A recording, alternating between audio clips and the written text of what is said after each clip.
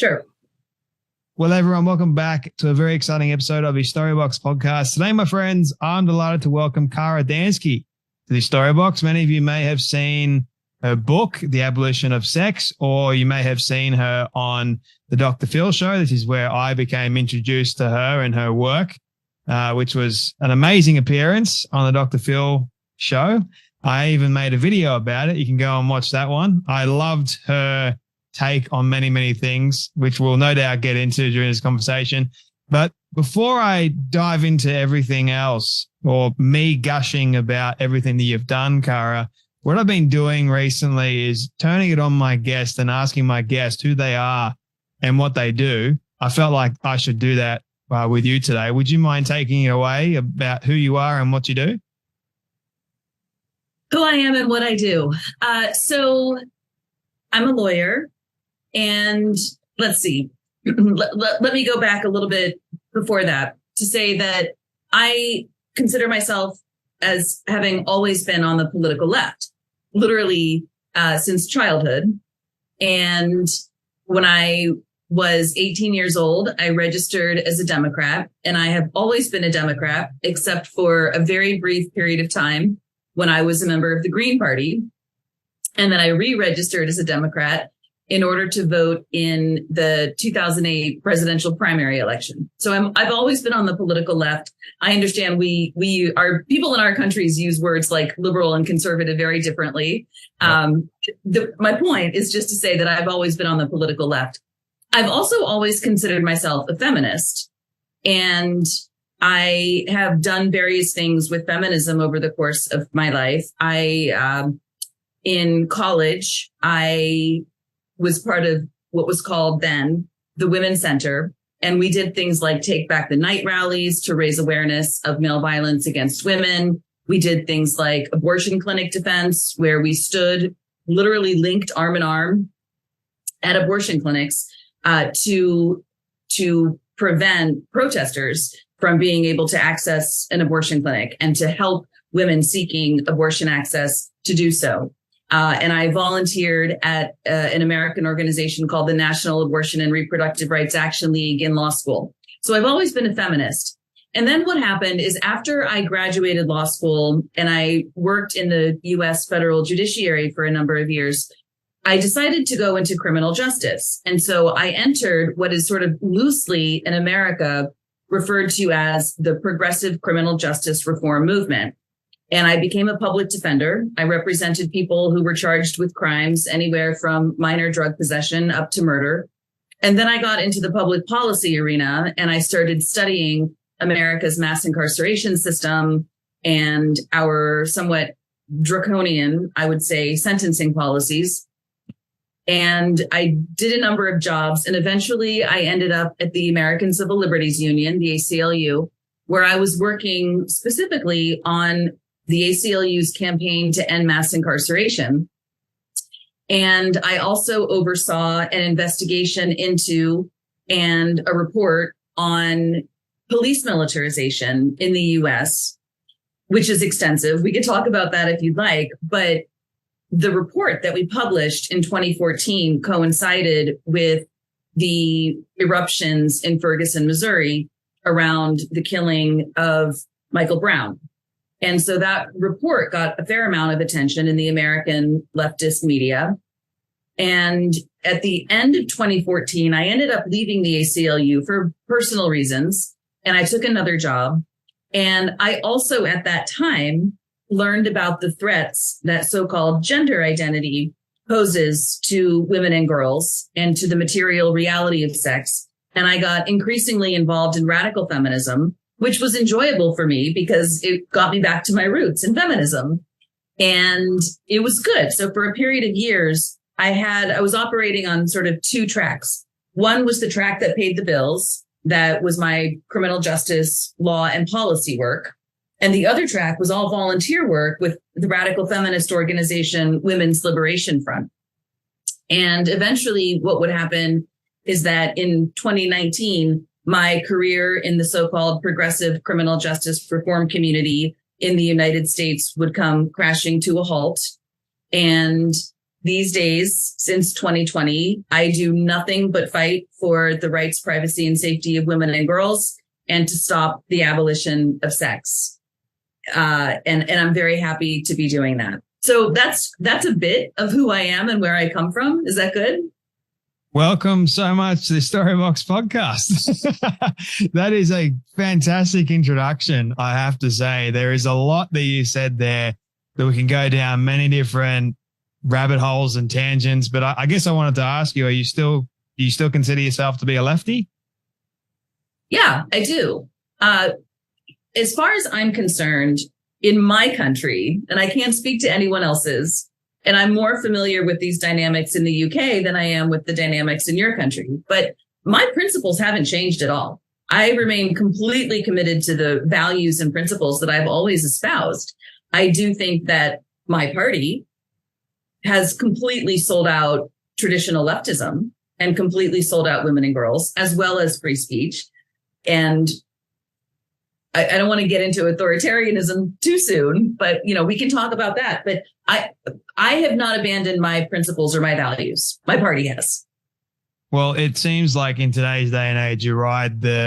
We have this more or less radical side on the left, which is seeping into the mainstream, I guess you could say, Democratic Party. And now because the radical side is seeping into the sort of mainstream Democrats, it's now at the forefront of society. And a lot of people have changed their values to suit more or less the radical side. So it's hard to sort of be a Democrat these days and not see yourself as being like progressive in a way and not going along with what the radical side is going along with. That's the way I see it, at least. And then you've also got the Republican side, which is this crazy conservative over the top version that the radicals absolutely hate and are constantly attacking.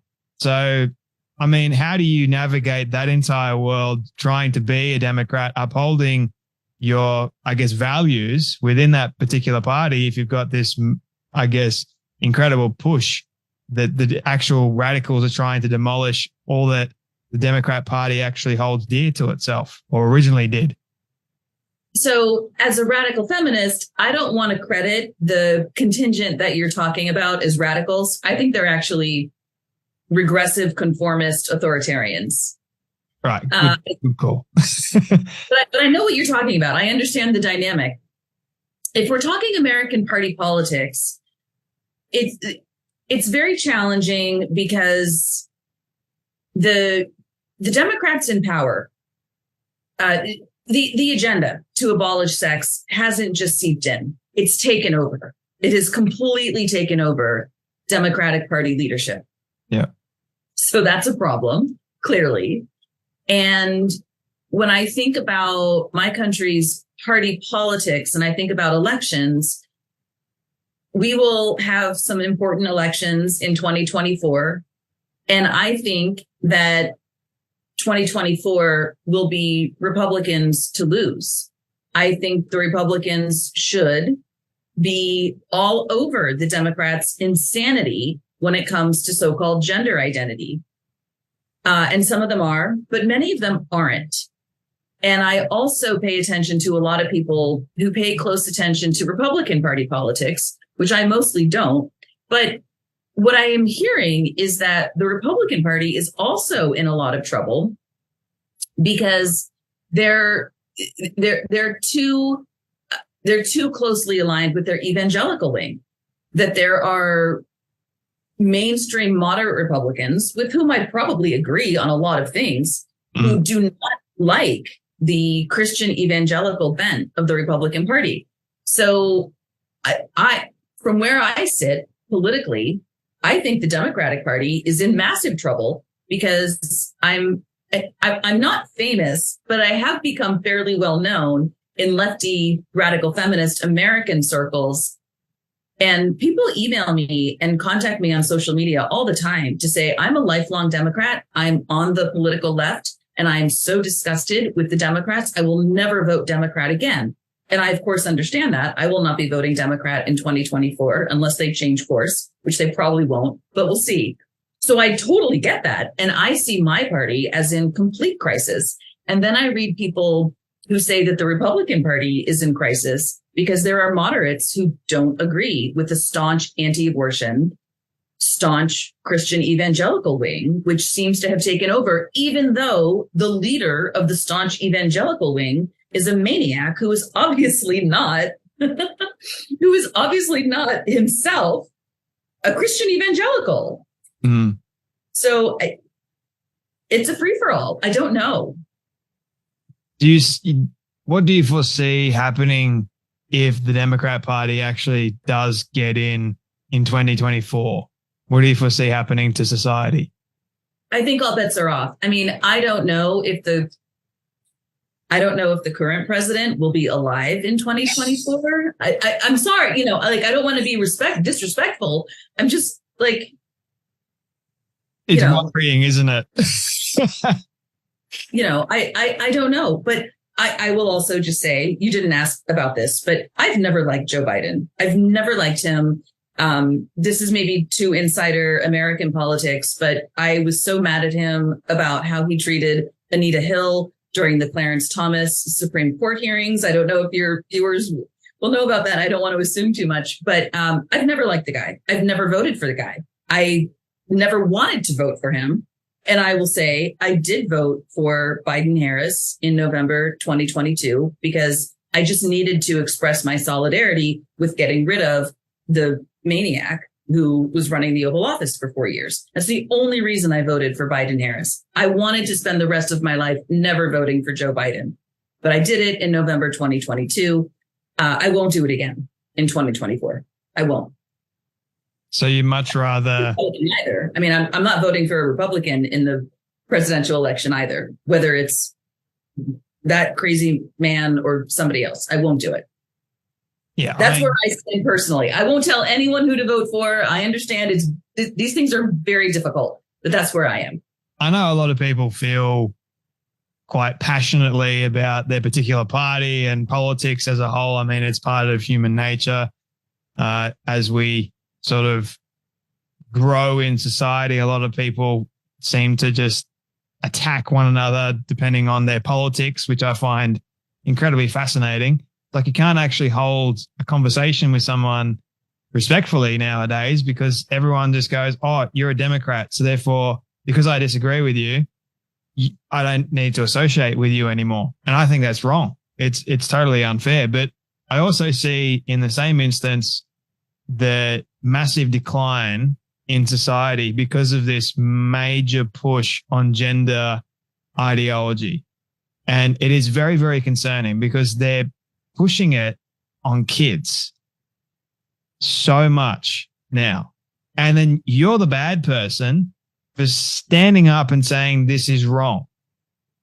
It's unbelievable. Do you know where this all began? Or have you looked into where it all began? Where it all began. So if I could just go back a little bit in terms of what you were saying, the breakdown in civil discourse in society really depresses me. And in part, what I mean by that is I grew up in the 1980s and my parents were Democrats on the left. And one of their closest couple friends was a couple who were Republicans on the right. And they had a shared love of the card game Bridge and cocktails. And they had a tradition once a month. On a Saturday, they would get together. Either my family would go to their house or their family would come to my house. And the adults would play cards and drink cocktails and the kids would all play in another room. And we could overhear our parents arguing strenuously with each other with principles and vehemence and in accordance with their own values. My parents, the Democrats, their friends, the Republicans. And then they would say, okay, back to the game. And then they would go back to the game and back to having fun and drinking cocktails and playing cards. And I agree with you. I feel like that's lost. Yeah. They had all the arguments that people were having in the 80s. We were taught, my parents hated Ronald Reagan. They loved Ronald Reagan. We talked about the Cold War, blah, blah, blah, blah, blah, blah. All the things. We talked about them. And it feels like that can't happen anymore. So I just wanted to share that story. So where did it come from? Where did the specific phenomenon of transing kids come from? Yeah, I guess like harping on what you said just a moment ago, we will get into where the transing of kids has become such a major phenomenon. But I remember the same thing. I mean, I grew up in late 90s, early 2000s, and I just remember my parents doing a very similar thing, having conversations, having debates with either friends, family members, that kind of thing. We would be considered, I grew up in a conservative Christian home. So it was always interesting to hear from people that were on sort of like a leftist or progressive kind of take. And even growing up, I was brought up with the whole philosophy and idea to be respectful of another person's views and not to remove yourself just because you disagree with them. I mean, you can still have friendships, and I've got a lot of friends of mine still to this day that would consider themselves to be Democrats or on the left or even progressives. And I can still hold meaningful conversations with them. I may disagree with them on certain things, but I'm not going to cut them off completely, because that's what I think is a problem with society nowadays. It's just like we're creating this toxic environment of, I'm just going to cut you off. I'm going to cancel you. I'm going to make your voice not heard anymore because I disagree with you. And that is totally wrong. It just ruins society as we know it, to be honest with you. That's my stance on that. Just wanted to harp on it. So I agree with you, but also going back to, where did this all come from? I guess transgenderism has been around for a long time. It's sort of been in the shadows from my perspective. Am I correct in saying that? Yeah. I mean, medically, it's been around since the 1950s or 60s in terms of people having surgeries to make their bodies approximate the opposite sex, more or less. But no one changes sex. And even when that was happening at that time, 70 years ago or so now, nobody thought that anybody changed sex. They were conducting strange surgeries in Denmark, involving men who thought they kind of wanted to be more perceived as women, but they were all very experimental at that time. And they've gotten more advanced now, but nobody changes sex still. So all of these surgeries are they're hurting human bodies. The introduction of puberty blockers into the mix is where it starts hitting kids. But there's a lot more to say about it even than that, which is to say that in the 1960s, 70s, and going until the 80s and up until the 90s, we had a thing in the American Academy called queer theory. And I blame queer theory for a lot of this, because what queer theory says is that sex itself is a social construct, and that the problem is not sexism. The problem is the idea that sex is real. And it was in the American Academy where the notion that the material reality of biological sex was itself oppression is what started this whole thing going.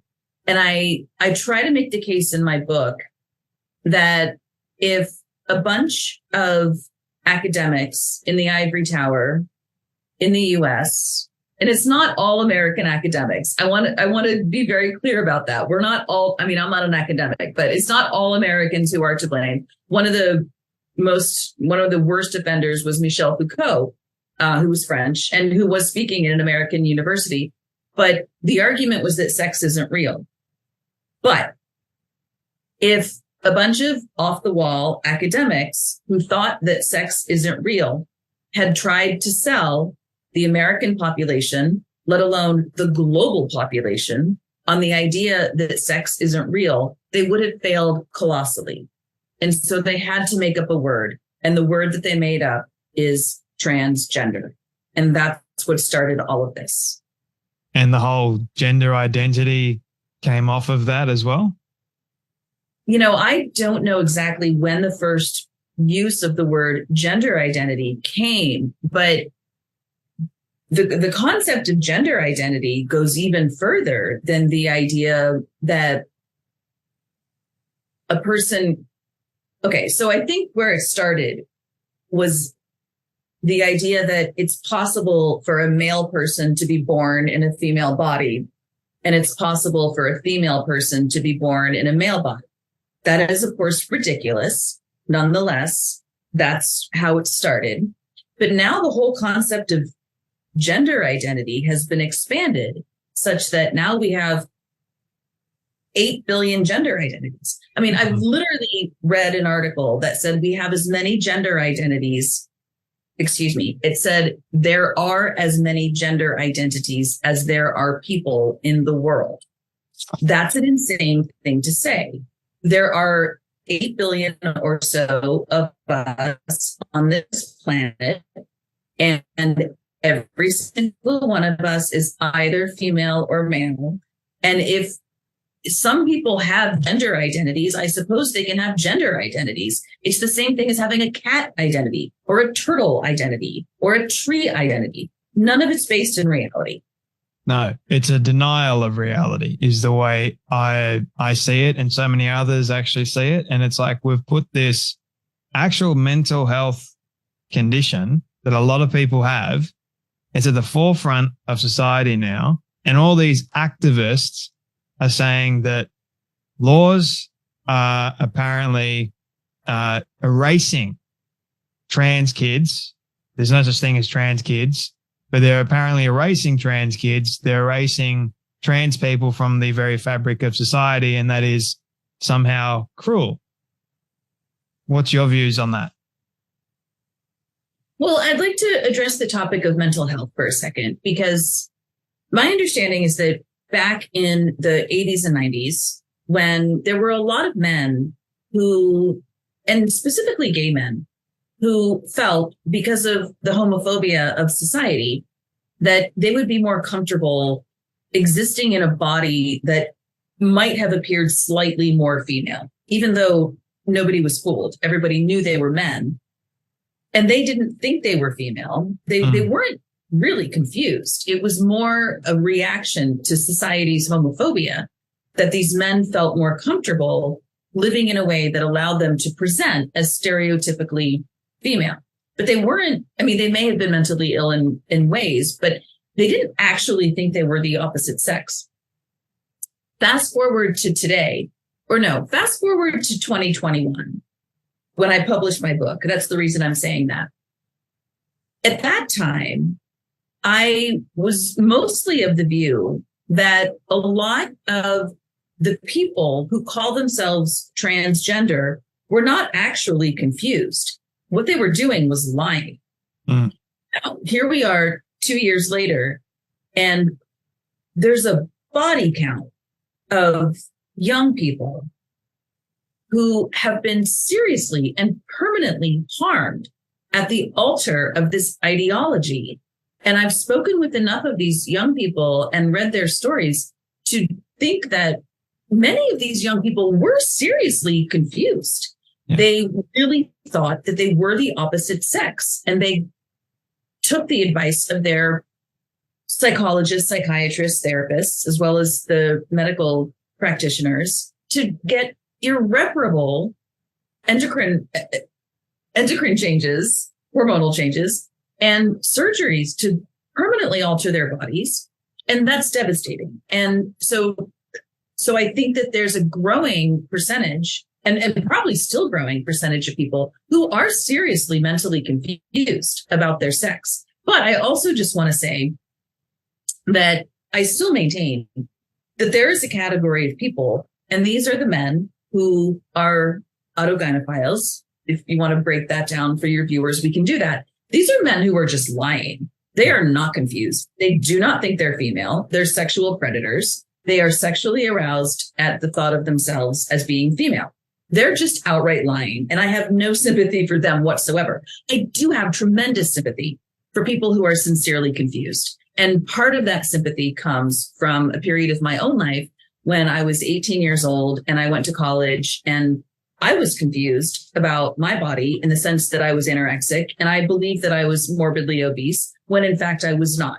The scales, the numbers on the scale decreased rapidly. I went from a very healthy weight to a lower but still healthy weight to an increasingly alarmingly low weight because I was confused about my body. I was struggling with some psychological issues, and to their immense credit, and I will ever be grateful, my parents forced me to get help with understanding the difference between my delusions about my body versus the reality. And that was like, I don't know, over 30 years ago. And I've been fine ever since, I'm happy to say. But it's just to say that for these young people who are sincerely struggling with delusions about their bodies, I really want to get help, the help that they need to accept reality. I can relate to you when you mentioned the anorexia. I mean, I had anorexia and bulimia as well. So there was that level of confusion for me, thinking that I was indeed fat, but I wasn't.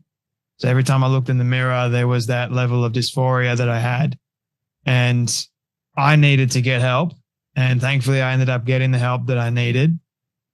And there are a lot of people out there that, look, growing up as a kid, especially in today's day and age with social media at your fingertips, it's incredibly hard because you're bombarded with all this information, comparison, everything under the sun. And I feel for a lot of kids that are growing up today because it is extremely difficult versus kids that grew up in, say, the 60s or the 70s. I mean, I was having a conversation with my mum, and she didn't really have to worry about all the stuff that a lot of the Gen Z kids are worrying about today. So it's almost unfair in many respects. But also society, all the psychologists, a vast majority of them, are now having to affirm a child that comes to them or a teenager that says, I don't feel comfortable in my body. I feel like I am a different sex. And then the psychologist will go, okay, fantastic. I affirm all that. And then they end up taking them down this really horrific path, only confusing them even more. I don't believe that is kind one bit.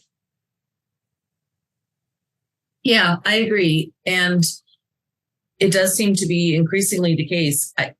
There's a tiny handful of therapists in the US who will work with kids who are struggling with this and who won't immediately affirm, but it's a tiny handful.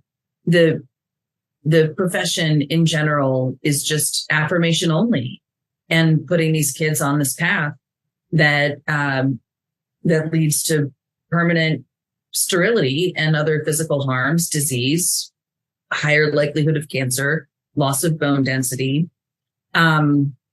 And it's important also to note that a lot of what the profession says is that they'll say, the therapist will say to parents, if you don't affirm your child in your child's gender, then your child will commit suicide.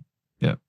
And these parents are being gaslit and psychologically abused because, of course, that's abusive. Of course, every parent wants to protect their children at all costs. And so these parents are being manipulated into consenting to things that they ought not, but they do it in a good faith, often, not always, but in good faith. And it turns out that suicide turns out to be higher after these kids get all these hormones and surgeries. These hormones and surgeries solve nothing. And so many of these kids have comorbidities, which is to say, so many of them have other things going on in their lives. A lot of them struggle with autism. A lot of them struggle with anxiety and depression. A lot of these kids don't have mental health issues, but they are same-sex attracted. And they're being told that if they're same-sex attracted, then they have to get the surgery. It's basically transing the gay away. And it's awful if you're someone on the left who cares about the rights of same-sex attracted people. Or, I am persuaded today that there are a lot of Americans who consider themselves conservative who are not homophobic. And it's awful. It's awful from any perspective to tell a young person who's just exploring sexuality that they need to change their body because they might be attracted to members of the same sex. That's just grotesque. Mm. Even going down the path of giving them chemicals. Yeah. To change their hormonal structures, which is naturally given to every single one of us. We need to go through puberty. So for someone that is exploring who they are and who they are attracted to, it is cruel and barbaric to then go to that child saying, what you're feeling right now is not natural at all. What you're feeling right now is you need to go to the complete opposite sex because everything you're feeling is totally wrong. You need to be a completely different sex now. And then what you're feeling is going to be right. That's the kind of horrific logic. It's not even logic. It's well beyond me. It makes like zero sense. And psychologists know this because they study humans. They know the psychological aspects. So going to a parent that has got no information at their beck and call, they've got zero. And all they want to do is help their child. But the psychologist that should know better is now emotionally blackmailing the parent into into affirming their child in transitioning in this way because they feel like they got no other option. Meanwhile, there's so many other options available for the parent to do to help their child. Same with the psychologist, but that's not happening. And my question is, or has always been, why isn't it actually happening? Like it used to happen. It used to be okay, but now it's considered to be transphobic, homophobic, and conversion therapy, trying to help someone. So where do you fall in how do we actually help these people that are really struggling versus, I know the people that have ornogynephilia, that have sexual fetishes, those people, there's a different thing that we need to do with those people. But the ones that are actually really suffering with mental issues, where do you fall on helping them?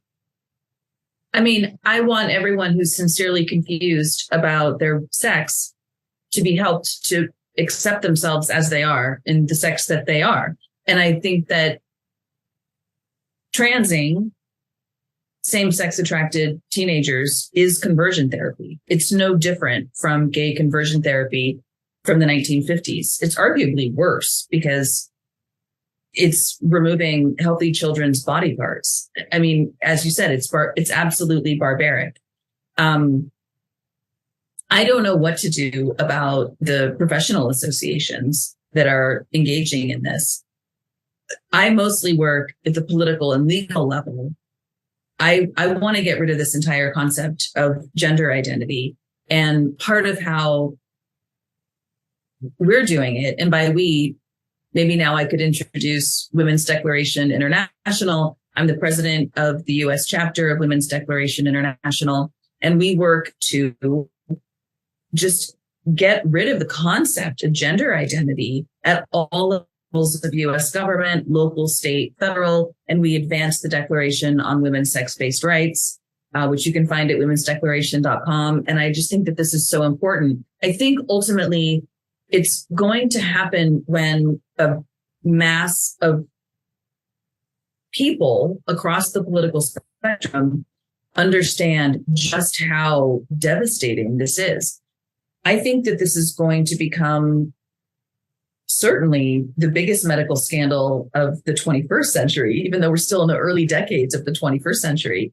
But this is going to become one of the biggest medical scandals in history if we survive it.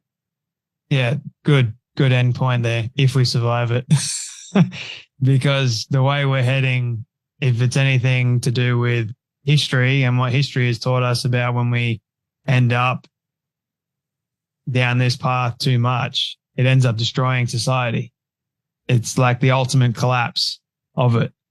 I mean, if you look at other countries at the moment, they're not really worrying about, like, if you look at China, North Korea, Russia, they're not really worrying about this whole gender identity thing. It seems to be just mainly the West for whatever reason. It's like, it seems to be the main political issue that is going on, not the economy, not what's happening in the rest of the world. No, we're going to create all these laws to protect these trans rights, which I want to ask you about that. Trans rights. What the hell are these trans rights? So every time someone wants to ask me, why do you hate trans people, or what's your problem with trans people, or all the things, my question is just, what does that even mean to you? What is this category of people called transgender? I don't know. No one's ever been able to explain it to me. I do understand that every single person on the face of the planet is either female or male. I also understand that there's a category of people who are born with chromosomal anomalies, right? People with differences of sexual development, which is a whole other thing. And then there's this category of trans rights, trans athletes, trans professors, trans students. But there's really no such thing. I mean, it just doesn't, it exists in the sense that it's a cultural phenomenon, but it's not grounded in biological reality. We're just propping up, we're propping up a movement to obliterate the material reality of sex throughout society. And that's really, really dangerous. And there's a reason that we're doing that. And the reason that we're doing that, and now I'm going to sound like I'm wearing a tinfoil hat, but I'm not. So there's a guy named Martine Rothblatt. He was born Martin, and he claims to be a woman. And he has written a book called From Transgender to Transhuman. And he means it. Now, if Martine Rothblatt were just some weirdo sitting in a basement spewing bizarre theories, I would not be too concerned about Rothblatt. However, he is not. He is a multimillionaire who has appeared on the cover of New Yorker magazine as one of the wealthiest women in the world. And he's appeared on NBC talking about his transhumanist agenda. He has a company called Terrasem. That's TERASEM. And you can just Google it, terrasem.com. And he talks very openly about wanting to create things called mindware, which is basically extracting our human brains, all the content in our brains, and putting it in the cloud and turning us all into cloud beings. Again, I realize I sound like I'm wearing a tinfoil hat right now, but the problem with criticizing me for being a conspiracy theorist is that Rothblatt isn't hiding this. He's wide open about it. He talked about it in New Yorker. He talked about it in NBC. He talks about it on his website, and he has billions of dollars. So he's not just some crackpot sitting in a basement somewhere. This is a thing. I mean, I don't know if he'll succeed, but that's where this is going, or that's where this is intended to go. Yeah, the destruction of society as we know it. And these people, you're right, they're not hiding any of it, which is like should concern us, but it's almost like that Australian kind of mindset in many respects. Oh, she'll be right, mate. She'll be right. She'll work itself out kind of deal. That's what a lot of Australians are sadly thinking about this whole entire issue. Like there was the same thing, like, it'll work itself out. We'll let the politicians, we'll trust them. Easy going. Let's go. No one's willing to actually stand up and say anything, because if you say anything, they're afraid to be called a bigot, transphobe, homophobe, whatever else. And I'm just like, let's look at what transphobia, let's look at homophobia, let's look at what these words actually mean and are associated to, before you get so afraid about being called a homophobe or even a transphobe. Phobias, I'm not sure if you want to get into this, Cara, because I know you're probably fully aware of it, but I did an entire video explaining this, and sadly I had to take it down because YouTube didn't like it. They just didn't like it, believe it or not. But I explained scientific and psychological aspects to phobias that people have, and being homophobic and transphobic need to be, in order for that to happen, you need to be diagnosed by a psychologist in order to actually have this so-called phobia.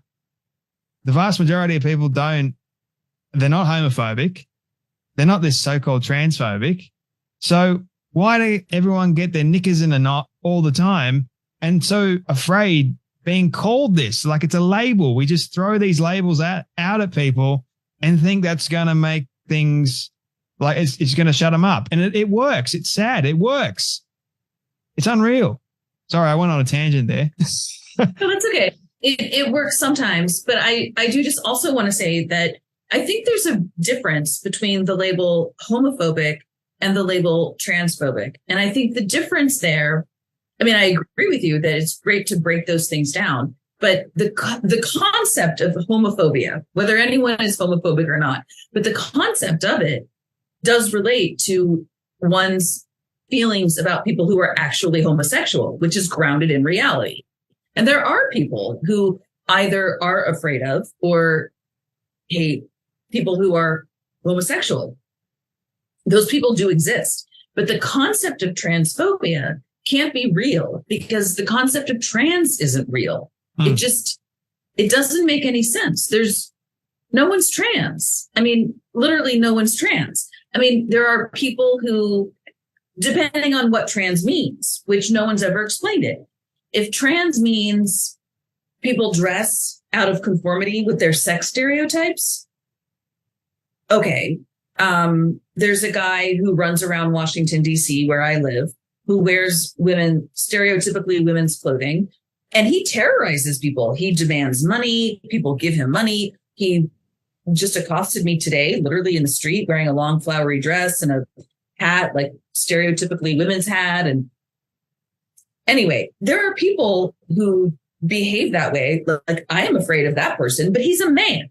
There's no such thing as him being trans. He's just a man wearing stereotypically women's clothing. And I don't think that, and I think that fear is legitimate because he's actually really scary. But I don't think he's scary because he, quote, is transgender.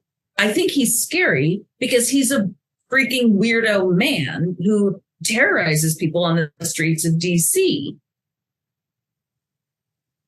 But the entire concept of transphobia makes no sense because no one is afraid of anyone on the basis of their self-identification as transgender. People just don't want children to be sterilized and mutilated, and people don't want men to be competing in women's sports, and people don't want men to be housed in women's prisons. There's no transphobia there. That's just common sense and an interest in maintaining basic decency in society. Well, it goes back to what we were saying earlier, the denial of reality as a whole. And so they want to create this new reality and they want to force everyone that is actually living in normality into their delusional state of so-called reality. It's backwards beyond actual belief. And I'm trying to work my head around it as best I can. It makes my head hurt. It really does. So I don't know, honestly, how these people are able to sleep at night, because they're actually denying reality. They're denying science. They're denying biology. And yet somehow they force it to make sense for them. It's like I spoke to Dr. Kevin Dutton a while ago and I asked him about this whole entire issue, and he wrote a book called Black and White. So the whole idea of having a lot of things in society, they make sense. They're black and white. And when you go into this gray area and things don't make sense, there's a reason as to why they don't make sense. People try and make sense of the things that don't make sense. But that doesn't mean you create laws around the things that don't make sense. That doesn't mean that you put it at the forefront of society and you take over women and women's sports and their places. It doesn't mean you do any of that. You leave it as being the gray. You're more than welcome to try and make sense of it, but that doesn't mean you try and make everyone else go along with it at all. Just leave it be. And it's like society's gone completely nuts now because of this whole I don't want to offend, let people live and let live, that kind of whole saying, let people be the way that they want to be and who they are. Who are you to tell people otherwise? That kind of rhetoric that is being pushed at society at the moment.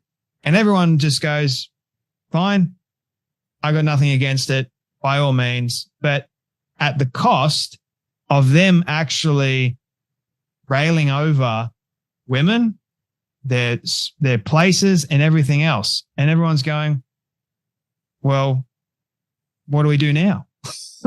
Okay. So you said a bunch of things. I'm gonna try to track the things.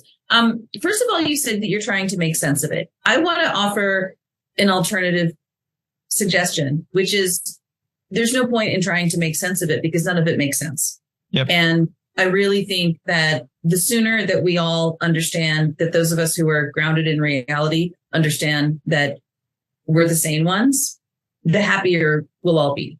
And we don't have to try to make sense of it because it's nonsensical and it just doesn't make sense. So we can just accept that it doesn't make sense and move on. Another thing I just want to say is that I have written an article that's on my website about how this entire thing is a narcissistic abuser. And that's how it has been permitted to take over all of this. This whole thing, the whole thing of gender identity or trans, they're the same thing. It carries all the hallmarks of being a narcissistic abuser. There's a whole bunch to say about that, but basically it basically thrives by lying to and gaslighting every single person and separating us from our family members if we don't go along and depriving us of our livelihood if we don't go along. It just carries all the hallmarks of an abuser. The next thing I wanted to say about what you said was laws. Absolutely. No, fine. Like if this thing wants to have its thing, if people want to have their identities, cool. But no, laws absolutely should not be changed to force every other person to affirm someone's identity weirdness. I mean, that's just bizarre. And this is where it gets back to the original thing that I was saying is we shouldn't legally be required to affirm somebody's fetish. That's just a weird concept. You know, some years ago, nobody would be required to affirm someone's either fetish or their confused identity. That just makes no sense. And so those of us who are standing up to reality need to just understand that we're not the crazy ones here. We really aren't. It literally makes no sense to be legally obligated to affirm someone's either delusion or their lie. You did a great job in backtracking. Sorry, I went on this spiel, but you're right. They make a lot of people try and feel like they're the crazy ones for going against them. But you got to remind yourself, like these guys were the small minority. They still are a small minority with a very loud voice. And unfortunately, you've got all these politicians that are pandering to them and they're beck and call. And now they've become this incredibly protected class. They are literally a new group of people that are just so protected. I want to ask, who is the they? When you're talking about they are a new protected class, what in your mind is the category of people that you're referring to as they? Well, when I say they, I'm usually meaning like the activist types, the ones that are able to attack women and get away with it, the ones that are able to enter into female sports and get away with it and win. There's also this new, well, it's not really new, but in California recently, this man, 15 years old, just won another swimming event. This woman came fourth. She could have come third if this dude wasn't there. He took her chance of going to the next place and hopefully earning a scholarship. So that's when I refer to they, that's who I'm talking about. Okay, so you're referring to the dudes who lie about sex. Pretty much. They're the ones that are being protected the most at the moment. Yeah. Okay. Got you. I just want a clarification because a lot of times people say that, trans is still a small community, but it's not. I mean, that guy, I'll be in California next weekend to protest his participation in the state championship. Well done. So I know exactly what you're talking about. But so the category of people that you're talking about there is men and boys who are lying about their sex. Yeah. I don't believe that guy's confused. I really don't think he's confused. I think he competed in the boys tournaments for a while and lost. And he decided that he could succeed by competing against girls. And so he just decided he's a girl and he's going to join the girls tournament. And California let him do that in accordance with California law. But people who lie cannot be a coherent category of people for civil rights purposes. It just can't be.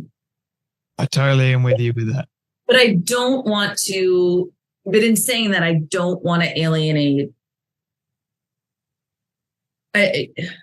the growing number of young people who are sincerely confused just really distresses me. And I just have so much empathy for these young people that when I have been very outspoken in the past several years in saying there's just no such thing as trans. There's just no such thing. It's all a lie.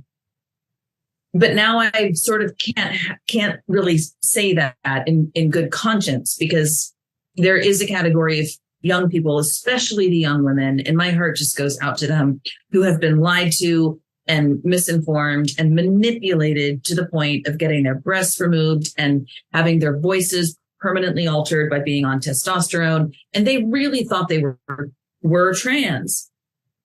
So it's becoming even more muddled. But I will stand with those women when they know they're women. I'm just very angry at a medical industry that is destroying an entire generation of young people. Well, not only the medical industry, but the educational system. Yeah. The medical industry are earning a ton of money from either prescribing a lot of the hormones or the puberty blockers, and then even just doing the horrific surgeries to these kids. And then they're saying, oh, children can consent to this. Minors can consent. It's totally fine, totally acceptable. It's totally reversible too. So by all means, we can go through this and then you can just reverse it with medication. That's not true. That's not scientific. You can't reverse any of this stuff. It's not going to happen. So why lie to them? I created a video. It was one of my first ones that I had to, thanks to good old YouTube, unfortunately take it down from YouTube, but it was called Transgender, the greatest lie ever sold. Because I feel for a lot of these kids too. I have a lot of sympathy and empathy for all these kids that are being sold this lie, and they're falling into it day in and day out, more and more kids. It's shocking. It's really, really heartbreaking. And it's like, we want to help these kids, but it's almost as if you're powerless in many respects to do that. And if you say trans doesn't exist, you're thrown at some label, and there's a great deal of hate being thrown at you again. But anyway, I digress once again.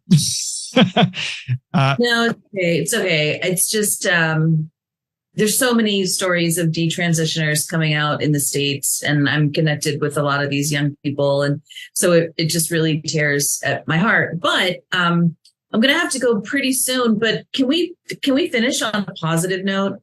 Yeah, of course we can. Yeah, definitely. So, positive note. What is your hope for the future of all this? What are you working really, really hard to achieve in the end? And do you believe it's actually going to happen? Well, we're going to get rid of gender identity as a concept for sure. I have no question about that.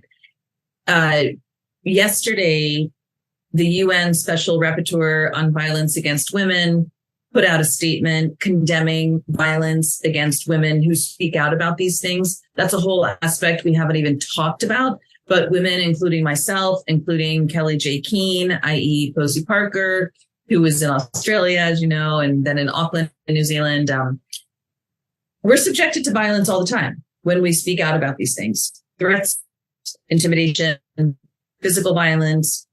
And the UN Special Rapporteur on Violence Against Women put out a statement condemning that. And that gives me a tremendous amount of hope that the tide is turning globally. And we're just going to have to keep speaking out. We're going to have to keep talking. We're going to have to keep forging unions, and relationships between people who care about the transing of kids versus the ability of women to speak versus the, women's spaces in sports issue. There's so many issues involved in all of this, but we have to join forces no matter which slice of the pie we care most about. We all have to come together to defeat this menace to society.